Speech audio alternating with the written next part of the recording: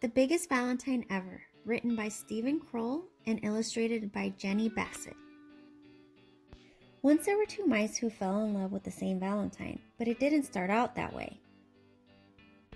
The day before Valentine's Day, Mrs. Mousley asked all the students in her class at Mouseville School to make Valentine cards. The two friends, Clayton and Desmond, decided to make a card together and give it to Mrs. Mousley as a surprise. Clayton cut a big heart out of cardboard. Desmond made a heart-shaped hole in the middle. Desmond cut out some small pink hearts and pasted them around the hole. Then he added a few more. Clayton glued glitter on the hearts. Then he glued on more glitter. He stepped back. "You put too many hearts on," Clayton said. Desmond was upset. "You put too much glitter on the hearts." "Well, why did you make that hole in the middle?" asked Clayton. "I thought it looked nice," said Desmond. "It doesn't look nice. It looks awful," yelled Clayton. "I think it looks very nice," said Desmond, frowning. They glared at each other. "I don't want to make a Valentine with you," yelled Clayton. "I don't want to make a Valentine with you," yelled Desmond. They tore their Valentine in half. "I'm going to make my own Valentine," said Clayton. "I'm going to make my own Valentine," said Desmond.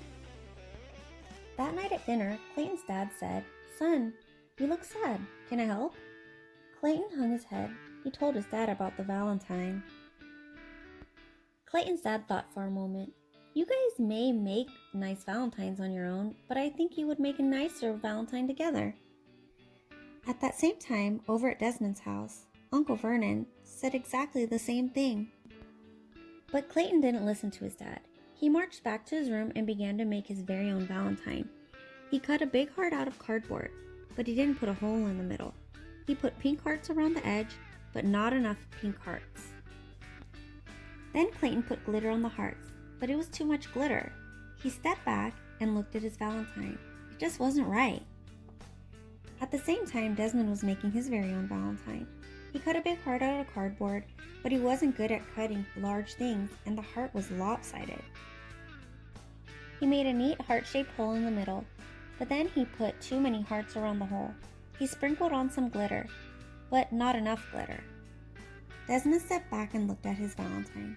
It just wasn't right. The next morning, Clayton and Desmond took the school bus. They sat far away from each other, but as they were getting off, Desmond tripped on the stairs. He bumped into Clayton, and they fell down. "I think we should try making our Valentine again," said Clayton. "No one said we couldn't," said Desmond. In art class, Clayton and Desmond put their heads together and came up with a plan. Then Clayton cut out the biggest, most perfect red heart anyone had ever seen. They added a pink heart to fit in the middle. Then Desmond, who was good at cutting small things, cut out some tiny pink hearts and pasted them onto the big red heart. Clayton added some glitter and cut out a bunch of other hearts. Desmond made a nose on one and a mischievous eye.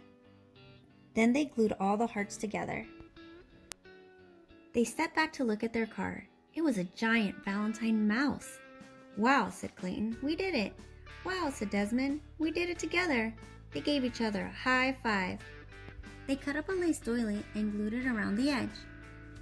Then they wrote on their card in big letters, "Happy Valentine's Day to Mrs. Mousley. We love you, Clayton and Desmond."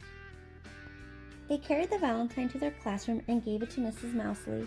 She clapped with delight. The whole class cheered. It was the biggest Valentine ever, and it was also the best.